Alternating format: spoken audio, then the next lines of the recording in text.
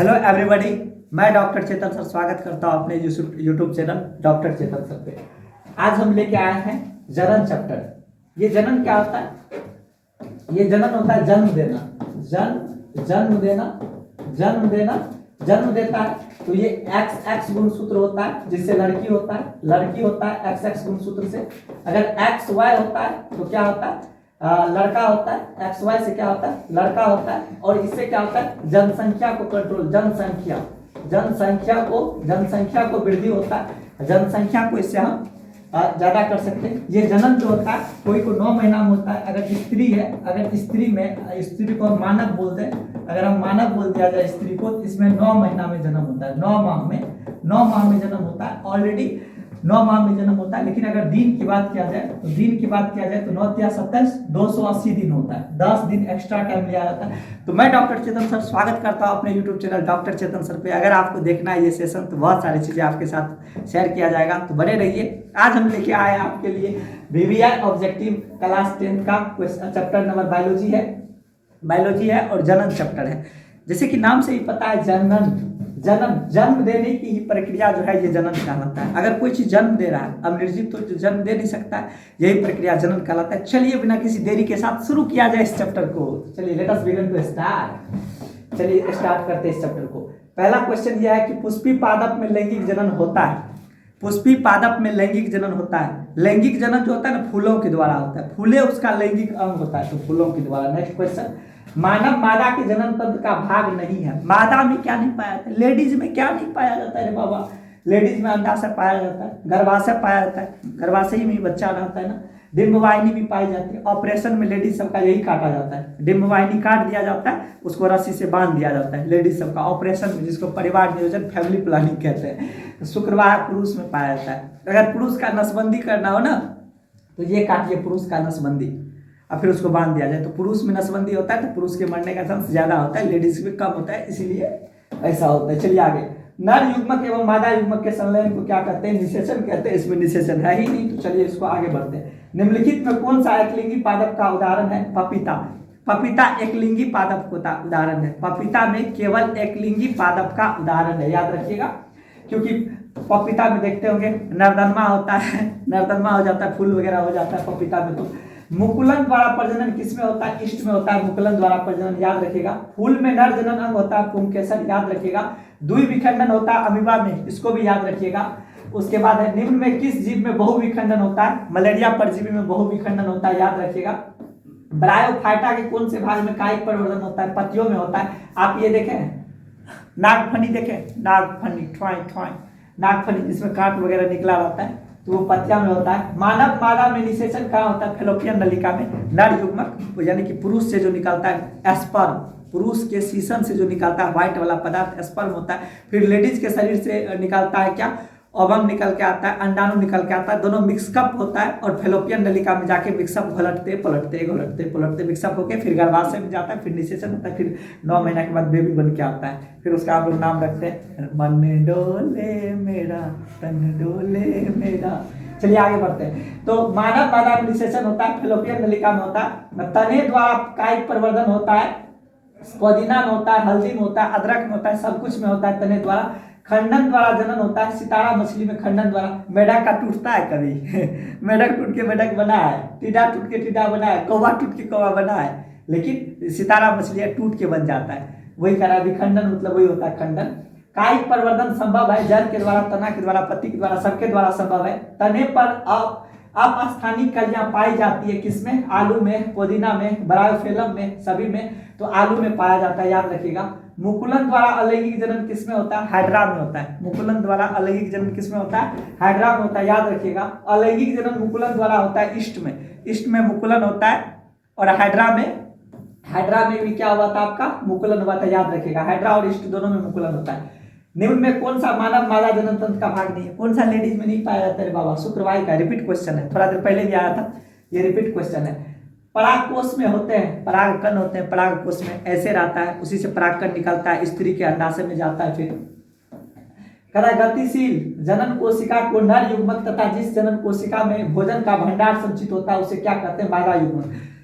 पुरुष में जहाँ पे ये स्टार्ट आता है, कह रहा है कि गतिशील जनन कोशिका को नर युग्मक तथा जिस जनन कोशिका में भोजन का भंडारण संचित होता है उसे क्या कहते हैं, मादा युग्मक कहते हैं। पुरुष में स्पर्म निकलता है, लेडीज में अंडाणु निकलता है। पुरुष का अंडाशय शरीर, पुरुष का तो अंडाशय होता नहीं, पुरुष का क्या होता है, विरिशन होता है, अंडकोश होता है जो शरीर के बाहर होता है, और लेडीज के शरीर में अंडाशय होता है जो शरीर के क्या होता है, अंदर होता है। इसीलिए कहा जाता है लड़की के देह में गर्मी ज्यादा है, क्योंकि उसका अंडाशय उसके शरीर में पाया जाता है, इसीलिए कहता है। और लड़का सबका शरीर के बाहर आता है टेम्परेचर के लिए। एड्स रोग प्रमुख कारण क्या है, असुरक्षित यौन संपर्क। एड्स फैलता है जब कोई एक मर्द 3-4 स्त्रियों से संबंध बनाता है, 4-5 स्त्रियों से, तब जाके उसको एड्स की फैलता है, और एड्स में लोग बहुत पतले हो जाते हैं। पंखुड़ियों का रंग अधिकतर कैसा होता है, हरा रंग होता है। पंखुड़ी फूल होता है ना, फूल। अगर तुम मिल जाओ, चलिए स्टार्ट कर लेते हैं सवाल को। ये पंखुड़ी, जैसे मान लीजिए ये फूल है, ये मान लेते हैं ये फूल है, आप लोग देखिए फटाक से मान लेते हैं ये फूल है ना, ये फूल है। इस तरह का जो फूल है, मान लेते हैं हम कमल का फूल बनाते हैं, ये इस तरह से जो होता है, इस तरह से जो यहाँ पे ऐसे होता है, इस तरह से जो ऐसे करके यहाँ पे होता है, तो ये जो ऐसे करके यहाँ पे ऐसे बनाया जाता है, ये हरा रंग का होता है। ये कैसा रंग का होता है, ये हरा रंग का होता है। इसी को क्या कहा जाता है, इसी को कहा जाता है पंखुड़ी। इसी को क्या कहा जाता है, फूल का, इसको पंखुड़ी कहा जाता है। ठीक है, इसको फूल का, समझ में आ गया। अगर आपको समझ में आता है तो आप लाइक कीजिए कि इसी को पंखुड़ी कहा जाता है, इसी को हम पंखुड़ी कहते हैं, इसको पंखुड़ी कहते हैं। बाकी तो ये फूल की डंटी हो जाती है, फूल की डंटी, और फिर इसके अंदर यहाँ पे अंडाशय पाया जाता होगा, उसके अंदर बीजांड पाया जाता होगा, बीजांड के अंदर बीज बनता होगा, और ये सारी चीजें जो है आपके निषेचन के भाग के द्वारा जनन का काम करता होगा। और पौधों में जो जनन होता है वो फूलों के द्वारा होता है। चलिए बढ़ते हैं अगला क्वेश्चन की तरफ। तो बने रहिए मेरे सेशन में। अगर आपको वीडियो पसंद आता हो तो लाइक कीजिए, शेयर कीजिए, सब्सक्राइब कीजिए। चलिए नेक्स्ट क्वेश्चन की तरफ। करा फूल का कौन सा भाग फल बनता है। बहुत विविया क्वेश्चन है, हर एक एग्जाम में पूछा जाता है ये क्वेश्चन कि फूल का वो कौन सा भाग है जो फल बन जाता है। वो अंडाशय बनता है। याद रखिएगा, याद रखिएगा, याद रखिएगा कि फूल का अंडाशय फल बनता है। नेक्स्ट क्वेश्चन की तरफ चलते हैं। भ्रूण के जिस भाग से तना पत्तियां बनती है उसे क्या कहते हैं, इसमें से कोई नहीं। तो भ्रूण के जिस भाग से तना बनता है, पत्तियां बनती है। तना और पत्तियां किस भाग से बनती है, पहला है मूलांकुर कहते हैं, प्रांकुर कहते हैं, प्ररोह तंत्र कहते हैं। नहीं ना मूलांकुर कहते हैं ना प्रांकुर कहते हैं, ये सब बीज का है। ठीक है, यहाँ पे भ्रूण की बात हो रहा है, इसमें से कोई नहीं कहते। एकल जीवों में प्रजनन की विधि क्या है, बीजाणु समागम के द्वारा होता है। उसमें लैंगिक जनन में आवश्यकता होती है, किसकी आवश्यकता होती है लैंगिक जनन में, लैंगिक जनन में आवश्यकता होती है नर जनन अंग, केवल स्त्री जनन अंग, नर एवं स्त्री दोनों जनन अंग। तो इसका आंसर गलत है, लैंगिक में दोनों होगा। इसका आंसर यहाँ पे गलत है, इसका आंसर यहाँ पे गलत है, इसका आंसर यहाँ पे गलत है। लैंगिक जनन में नर और मादा दोनों इसमें महत्वपूर्ण भूमिका निभाते हैं। चलिए नेक्स्ट क्वेश्चन की तरफ चलते हैं। पुंकेसर पुष्प का कौन सा भाग है, नर भाग होता है। पुरुष में यौवना आरंभ के लक्षण क्या है, दाढ़ी और मूछ आना, कंठ का फूटना, मांसपेशी में उभार आना। सभी तो सभी जब आदमी लड़का 12 साल से बड़ा होता है, 13-14 साल से बड़ा होता है, तो उसके शरीर में दाढ़ी मूछ आता है, कंठ फूल जाता है, फूटना मतलब आवाज अच्छा से ज्यादा भारी होने लगता है लड़का का, और मांसपेशी में उभार आता है। तो ये सारी चीजें यौवना अवस्था का लक्षण है। स्त्रियों में यौवना आरंभ के दौरान क्या होता है, स्तन की वृद्धि, नितंब का अवर्णन, रजोधर्म का प्रारंभ। तो ये सभी चीजें स्त्रियों में होती है, जिससे ये पता चलता है ये यौवना आरंभ का लक्षण है। और जो लड़कियों में यौवना आरंभ होता है 12 साल से स्टार्ट हो जाता है, लड़कों में थोड़ा लेट से स्टार्ट होता है। ये हार्मोन के कारण होता है, जो बॉडी में हार्मोन्स निकलता है उसके कारण। ठीक है, आगे बढ़िए। मनुष्य में नर जनन अंग निम्नलिखित में से कौन है, इसमें से क्या ऐसा है जो मनुष्य का नर जनन अंग है। विरिशन पुरुष में पाया जाता है, विरिशन होता है, अंडकोश को हम विरिशन कहते हैं। शुक्रवाहिका जिसे शुक्राणु निकलता है, जिसको अगर काट दिया जाए तो पुरुष का नसबंदी हो जाएगा और पुरुष जो है जनन करने लायक नहीं रह पाएगा, बच्चे पैदा नहीं कर सकता है। और मूत्रमार्ग के द्वारा शरीर में जो अपशिष्ट पानी बचता है वो मूत्र के द्वारा, मूत्रमार्ग के द्वारा निकल जाता है, जिसमें यूरिया की मात्रा ज्यादा होती है। और मूत्र का रंग जो पीला होता है वो यूरोक्रोम के कारण होता है। पौधा का रंग जो हरा होता है वो क्लोरोफिल के कारण होता है, और खून का रंग जो लाल होता है वो हीमोग्लोबिन के कारण होता है। चलिए बढ़ते हैं अगला क्वेश्चन पे। शुक्राणुओं का मोचन कहाँ होता है, शुक्रवाहिका में होता है। स्त्री में अंडाशय 2 को पाया जाता है, और स्त्री के शरीर का जो अंडाशय होता है शरीर के अंदर होता है, इसलिए शरीर के स्त्रियों के शरीर का टेम्परेचर जो होता है ज्यादा होता है। और पुरुष के शरीर का जो शुक्राणु होता है, शरीर के विवृषण होता है, शरीर के बाहर होता है, और इसीलिए पुरुष के शरीर का टेम्परेचर थोड़ा कम होता है। मनुष्य में निषेचन के फलस्वरूप क्या बनता है, युग्मनज बनता है। उसके बाद विरिशन में बड़े शुक्राणु संचित होता है, अधिविरिशन में वैसे परिवर्तन जो जीवों को नियंत्रित से बाहर होता है उसे कहते हैं निषेचन कहते हैं। नेक्स्ट क्वेश्चन है एकलिंगी पुष्प का उदाहरण कौन सा है?